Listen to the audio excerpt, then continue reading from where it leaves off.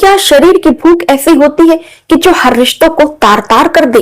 क्या शारीरिक संबंध की लत ऐसी होती है कि जो किसी से भी वो रिश्ते ना देखे ना नाते देखे, वो किसी के साथ भी हम बिस्तर हो ले, किसी के साथ वो शारीरिक संबंध बनाने लगे? ऐसी जो कहानी में लेकर आई हूँ, एक महिला की कहानी है जिसका पति अपने बच्चों को और अपनी पत्नी की देखभाल करने के लिए वो बाहर जाता है कमाने के लिए, लेकिन जो उसकी पत्नी है दोस्तों, वो अपने ही घर में किसी के साथ शारीरिक संबंध बनाने लगती है, क्योंकि उसका जो पति था वो दूर रहता था, इसलिए उसकी जो शरीर की भूख है वो उसको मिटा नहीं पा रहा था। अब जो पत्नी है वो किसी के साथ शारीरिक संबंध बनाने लगती है। जब इस बात का खुलासा उसके पति के सामने दोस्तों होता है तो फिर हो जाता है कत्ल। तो आखिर में दोस्तों इस कहानी को पूरा सुनिएगा और आप अंत में कमेंट करके बताइएगा कि क्या समाज में ये कैसा दौर आ गया है कि शरीर की भूख के चक्कर में लोग क्या क्या कर रहे हैं। रिश्तों की भी वो लज्जा नहीं देखते हैं, रिश्तों को भी वो तार तार कर देते हैं। तो चलिए दोस्तों कहानी की शुरुआत करते हैं और बताते हैं ये घटना कहाँ की है। तो आदाब, शक्ति का नमस्कार, हाजिर हूं मैं फिर एक बार आप लोगों के साथ। उम्मीद है हाईवे टाइम तक की फैमिली अच्छी होगी, स्वस्थ होगी, मस्त होगी, अपना ख्याल रख रही होगी। इस घटना का जिक्र करूं इससे पहले दोस्तों आप लोगों से एक गुजारिश है कि चैनल पर जो नए हो तो चैनल को सब्सक्राइब कर लो, वीडियो को लाइक कर दो, बेल आइकन को क्लिक कर दो। और अगर आप चाहते हो दोस्तों कि मैं अपनी वीडियो में आप लोगों का नाम लूं तो अपने नाम के साथ साथ अपने जिले, मोहल्ले, कस्बे का नाम लिखकर जरूर बताएं। हम अगली वीडियो में आप लोगों के नाम के साथ साथ आपके जिले, मोहल्ले, कस्बे का नाम भी जरूर लेंगे। तो चलिए दोस्तों ज्यादा देर न करते हुए इस घटना की शुरुआत करते हैं। तो दोस्तों ये जो घटना है मिर्जापुर की घटना है। मिर्जापुर में एक गांव पड़ता है किल्ठी गांव। किल्ठी गांव में राजेश अपनी पत्नी और 2 बच्चों के साथ रहता है। राजेश जिसकी उम्र होती है 35 साल की और राजेश की पत्नी जिसका नाम होता है रमा, उसकी उम्र होती है 30 साल की। राजेश के 2 बच्चे होते हैं, एक लड़का होता है, एक लड़की होती है। लड़के का नाम आर्यन होता है जिसकी उम्र 6 साल की होती है और राजेश की सबसे छोटी लड़की जिसका नाम प्रिया होता है, उसकी उम्र 3 साल की होती है। राजेश मिर्जापुर किल्ठी गांव में रहकर उसका जो काम धंधा है वो ज्यादा अच्छा नहीं चल रहा था, क्योंकि आप जानते हैं दोस्तों कि गांव में रहकर काम करना और अच्छे पैसे मिल पाना बहुत ज्यादा मुश्किल है। इसी के चलते हुए राजेश को मुंबई जाना पड़ता है, शहर जाना पड़ता है कमाने के लिए। राजेश अपनी पत्नी से कहता है कि देखो रमा, बेटा भी बड़ा हो रहा है, 6 साल का हो गया है, उसका भी एडमिशन कराना है, मुझे कहीं बाहर जाना पड़ेगा, शहर जाना पड़ेगा कमाने के लिए। राजेश की पत्नी कहती है कि अगर आप चले जाएंगे तो फिर घर परिवार कैसे चलेगा। राजेश कहता है कि तुम परेशान क्यों हो रही हो, हमारा छोटा भाई दिनेश है ना, दिनेश घर परिवार संभालेगा, जो भी तुम लोगों की जरूरत होगी दिनेश ही पूरा करेगा। अब राजेश जो है अपने माता पिता से इस बारे में बात करता है कि मुझे शहर जाना पड़ेगा कमाने के लिए, क्योंकि गांव में कोई अच्छा काम नहीं है, काम भी है तो यहाँ पैसे बहुत कम मिल रहे हैं। राजेश की मम्मी कहती है कि ठीक है बेटा, अब तुम्हारा परिवार बड़ा हो गया है तो तुमको जैसा ठीक लगे तुम वैसा करो।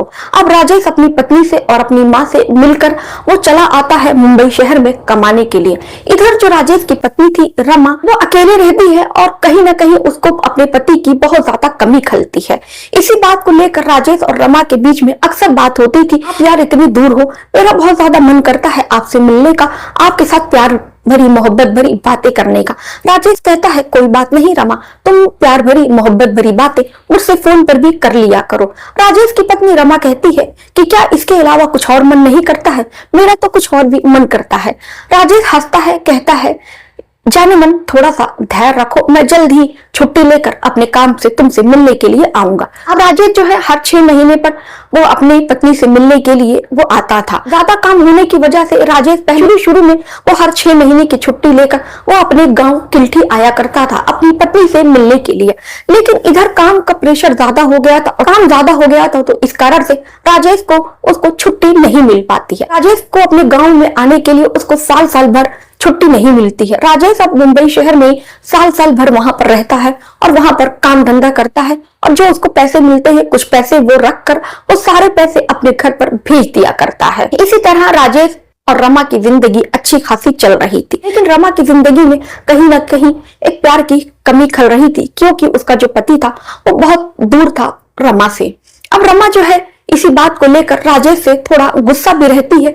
और देखते देखते जैसे जैसे वक्त बीतता है, अब रमा जो थी वो तलाश थी किसी ऐसे मर्द की जो उसके शरीर की भूख मिटा सके। कारण से राजेश की जो पत्नी थी रमा, वो अपने ही पड़ोस के लोगों से दोस्ती यारी करती है और उनसे हंस कर बातचीत किया करती है। वो ऐसे दोस्तों उन लोगों से बातचीत किया करती थी कि जैसे कि रमा का मन हो कि उनके साथ वो शारीरिक संबंध बनाए। लेकिन पड़ोस के लोग थे रमा की बातें समझ नहीं पा रहे थे, और एक महिला जो थी वो ये बातें खुलकर कैसे कहे, क्योंकि एक महिला को ये बात खुलकर कहने में कहीं ना कहीं लज्जा आती है। अब रमा को भी समझ में नहीं आता है कि वो आखिर में कैसे क्या करे, क्योंकि किसी भी मर्द से उसकी कोई बात इस तरह की नहीं हो पाती है कि रमा जो है वो अपनी जिस्म की भूख मिटा सके। एक दिन रमा का देवर वो नहा रहा था।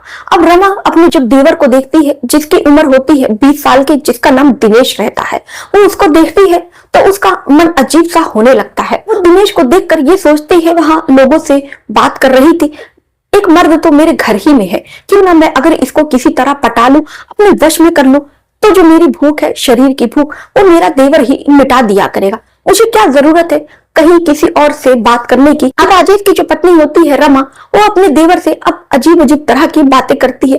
वो गंदे गंदे भद्दे भद्दे अपने देवर के साथ ही मजाक करने लगती है। पहले तो जो उसका देवर था वो अपनी भाभी की बातों को वो सीरियस नहीं लेता है, वो भी मजाक मजाक में टाल दिया करता है। जो रमा थी वो हमेशा अपने देवर के पास जाने के लिए उसके पास अजीब अजीब बहाने लेकर वो अपने देवर के पास जाती, पास बैठती और बैठकर अजीब अजीब तरह की वो बातें करती, भद्दे भद्दे उससे गंदे गंदे मजाक किया करती। अब ये जो मजाक मजाक का सिलसिला है अब इतनी हद तक रमा बढ़ गई थी कि अपने देवर को यहाँ वहां वो छूने लगती है। तो जो राजेश था वो ये समझ जाता है कि भाभी क्या करने की और क्या कहने की कोशिश कर रही है। सामने से ही उसकी भाभी उसको ऑफर दे रही है, तो भला एक लड़के का मन भी क्यों ना करेगा। जो दिनेश होता है वो भी अपनी भाभी से मिलने के लिए और उनसे गंदी गंदी बातें करने के लिए वो भी उतावला रहता है। अपने देवर से वो भद्दा भद्दा मजाक करती है, तो बदले में उसका देवर भी उसके साथ गंदे गंदे मजाक करता है। अब इसी तरह गंदे गंदे मजाक करते करते दोनों इतने करीब आ जाते हैं कि दोनों एक दूसरे से शारीरिक संबंध बनाने लगते हैं। जब दिनेश अपनी भाभी के साथ शारीरिक संबंध बनाता है तो उसको बहुत ज्यादा अच्छा लगता है। ये जो शारीरिक संबंध का सिलसिला था एक बार शुरू होता है तो फिर वो कभी भी खत्म होने का नाम नहीं लेता है। अब इधर जो दिनेश है, दिनेश को मुंबई शहर गए हुए साल भर का वक्त हो गया था। अब दिनेश साल भर के बाद अपने घर पर आता है, अपनी पत्नी से मिलता है और अपनी पत्नी की भूख भी मिटाता है, उसके साथ शारीरिक संबंध बनाता है।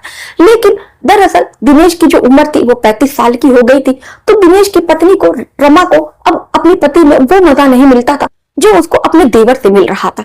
अब उसकी पत्नी बहुत ज्यादा परेशान थी कि मेरा जो पति है वो कैसे मुंबई चला जाए। तो होता फिर कुछ ऐसा है कि माँ जो है इतनी ज्यादा व्याकुल हो जाती है कि वो अपने पति के जाने का इंतजार भी नहीं करती है। जब उसका पति रात को सो जाता है तो वो चुपके से अपने देवर के कमरे में जाती है और उसके साथ शारीरिक संबंध बनाती है। एक दिन दोस्तों ऐसा ही होता है, राजेश की नींद अचानक खुल जाती है। जब वो अपनी पत्नी को बेड पर नहीं देखता है तो वो सोचता है कि आखिर में मेरी पत्नी कहाँ गई। वो उसको ढूंढने के लिए बाहर कमरे में जाता है तो देखता है रमा जो है दिनेश के कमरे में है।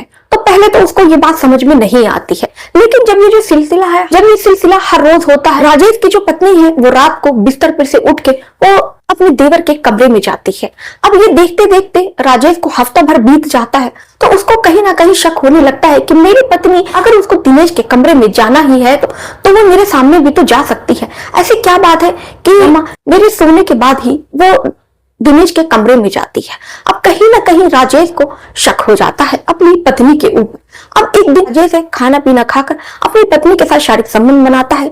उसके बाद से वो सोने का नाटक करता है कि ताकि उसकी जो पत्नी है वो दिनेश के कमरे में जाए। अब वो इसी बात का ही इंतजार कर रहा था, तभी वो देखता है कि उठकर अपने देवर के कमरे में जाने लगती है।